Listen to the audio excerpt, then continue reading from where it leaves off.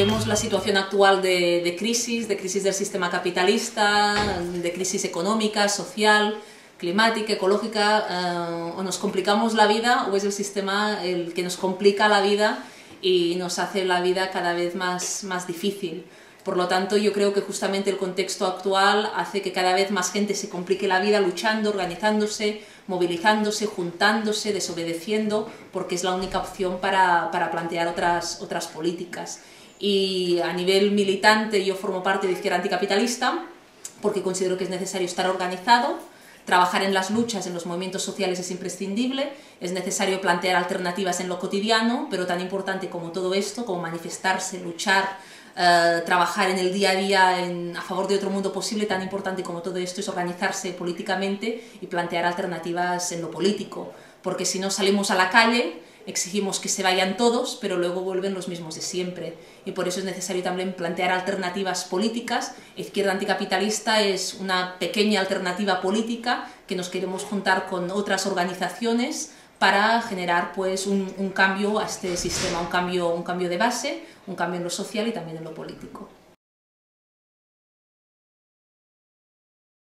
Bueno, yo creo que llega un momento que todos de algún modo nos preguntamos por qué el sistema es como es, o por qué funciona como funciona, o por qué hay gente que gana con este sistema injusto, desigual, que genera hambre, que genera pobreza, y por qué hay una gran mayoría que sale perdiendo. Yo empecé a preguntarme estas cuestiones en la adolescencia, cuando se las pregunta a todo el mundo, ¿no? La mayor parte de la gente que entra a participar en movimientos sociales, en política, en querer cambiar las cosas, y así fue, ¿no? Preguntándome sobre las desigualdades, sobre el porqué de las mismas, a partir de buscar respuestas a estas preguntas, ¿no? Pues fue cuando me fui involucrando en distintos espacios y empecé, en primer lugar, vinculándome a redes que trabajaban sobre temas de denuncia de la deuda externa de los países del sur, de aquel movimiento antiglobalización, antiguerra y a muchos otros espacios hasta el día de hoy.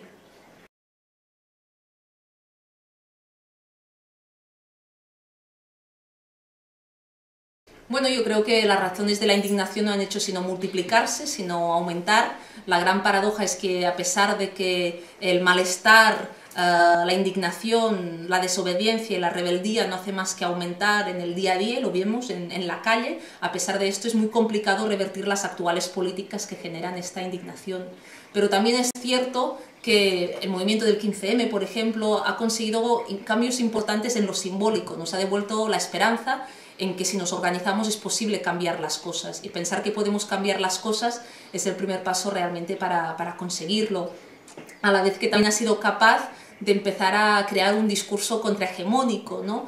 Día tras día nos repiten que hemos vivido por encima de nuestras posibilidades, que somos culpables cuando no cómplices de esta situación de crisis. Y el movimiento ha señalado que no hemos vivido por encima de nuestras posibilidades, sino que hay unas élites económicas, políticas, financieras que especularon en la época del boom inmobiliario, que endeudaron a familias, que regalaron crédito para construir miles de viviendas que hoy se han quedado vacías y que son estos los que han vivido por encima de sus posibilidades. Por lo tanto, el movimiento ha sido capaz de crear un discurso contrahegemónico al dominante, empezar a cambiar la mentalidad de la gente. Hoy este grito de esto no es una crisis, es una estafa, se ha popularizado.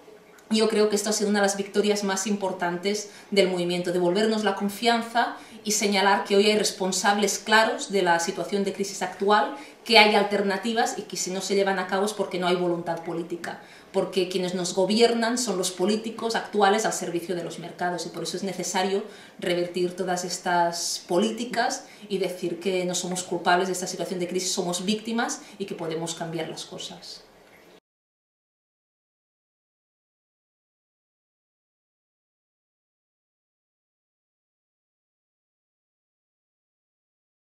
Bueno, yo creo que lo que ha puesto de manifiesto la plataforma de afectados por las hipotecas, la PA, es que si luchas puedes cambiar las cosas. Si no luchas, estás perdido antes de empezar a luchar, ¿no? No tienes ninguna opción.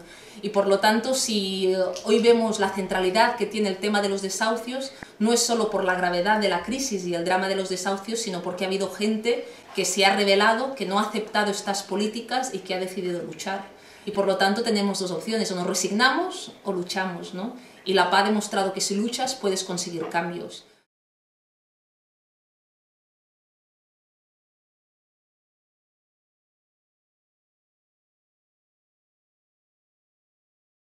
Bueno, yo creo que esto es muchas veces lo que intentan decir los más media, ¿no? Solo protestáis, solo tenéis un discurso anti, en negativo, pero en realidad cuando nosotros, por ejemplo, planteamos que es necesaria una alternativa anticapitalista, que puede ser en negativo, es en realidad una alternativa que se plantea en positivo, ¿no? Estás en contra de este sistema se ha demostrado que no funciona, la realidad nos lo demuestra día tras día, la crisis económica, política, social, de los cuidados ecológicos lo pone claramente de manifiesto y frente a esto propones una alternativa. Yo creo que en general los medios de comunicación, el establishment lo deja aquí, ¿no? Estás a la contra, pero no enseña la otra cara, la de las alternativas y la del otro mundo que construimos día tras día.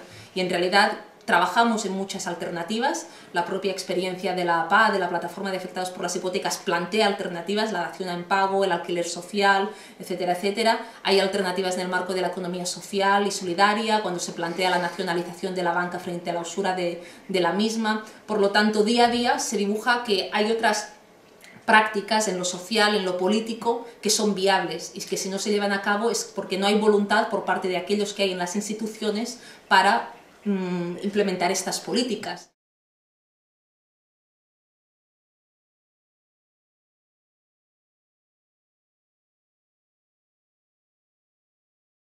Si en Grecia pueden, aquí también podemos, pero es más un símbolo que un ejemplo, porque en cada sitio la alternativa política amplia tiene que construirse en función de las propias experiencias que se estén llevando a cabo. Lo que demuestra Syriza en Grecia es que es necesario ir más allá de la movilización social, que no podemos limitarnos a ser un lobby de los que mandan y que es necesario construir alternativas políticas amplias. Grecia demuestra que es posible.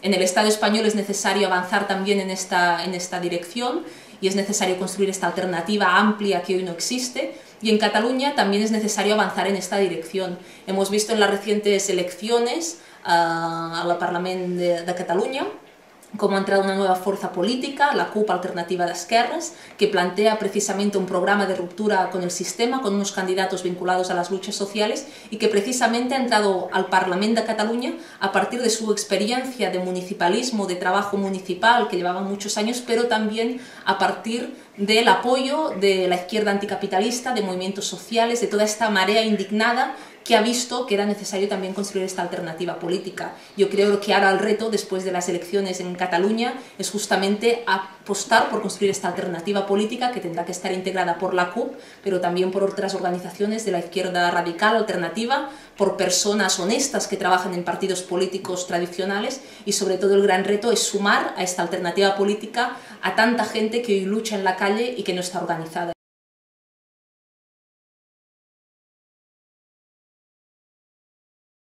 Yo creo que Grecia en cierto modo es un espejo que refleja cuál va a ser nuestro futuro y que lo que está pasando en Grecia de hecho ya está empezando a pasar aquí. En Grecia se ha hablado de los hombres de negro, de la troika, y esto es ya una realidad aquí en el Estado español.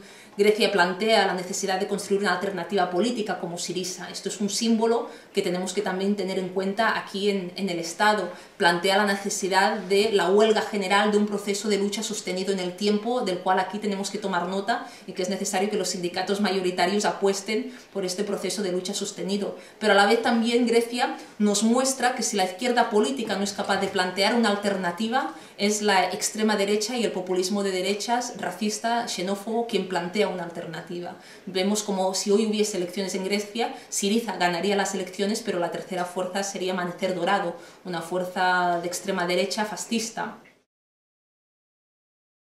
Felip Puig dimisión, ¿no? Felip Puig es la doctrina Puig, es la doctrina del miedo, la doctrina de que nos quedemos en casa, de que la gente no salga, de la represión, de las pelotas, de las balas de goma, y frente a la doctrina Puig, la doctrina del miedo, es la voluntad de la movilización, de pensar que podemos cambiar las cosas. Hoy no es tanto la gente de la calle quien no tiene miedo, sino los que nos gobiernan y que precisamente reprimen, porque al no poder aplicar las políticas de recortes por las buenas, las aplican por las malas. La política del miedo es la otra cara de la política de los recortes y en definitiva es también esta violencia policial que utiliza el sistema, es una muestra de debilidad y miedo de los que mandan. Pues bueno, Novartis es una de las principales empresas de las semillas, que ha privatizado las semillas, que ha privatizado los bienes comunes y que básicamente quiere hacer negocio con la vida y con los recursos naturales. Frente a esto es necesario plantear una alternativa, la soberanía alimentaria, recuperar la capacidad de decidir sobre aquello que comemos, sobre las políticas agrícolas y alimentarias, sobre la tierra. Las semillas son vida, son recursos naturales y tienen que ser un bien común y no pueden estar en manos de ninguna empresa, ¿no? Y por lo tanto fuera Novartis y sí a la soberanía alimentaria.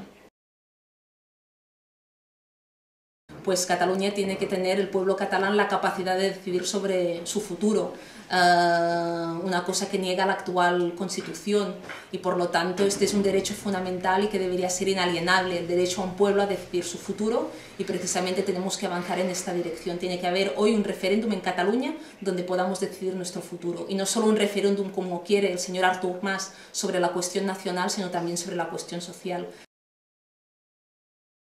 Daniel Ben Saïd pues, es un referente para la gente que formamos parte de la izquierda anticapitalista, un referente en lo personal, en lo intelectual, y me gusta una frase del que él hablaba a menudo, ¿no? De la lenta impaciencia. Creo que es un concepto que tenemos que apuntarnos hoy en día. Querríamos cambiar las cosas de un día para el otro, ¿no? El sistema capitalista nos enseña que lo queremos todo ahora y aquí, pero justamente para cambiar las cosas nos hace falta esta lenta impaciencia de la cual hablaba Daniel Ben Saïd, armarnos de esta lenta impaciencia para llegar un día a cambiar este mundo tan injusto.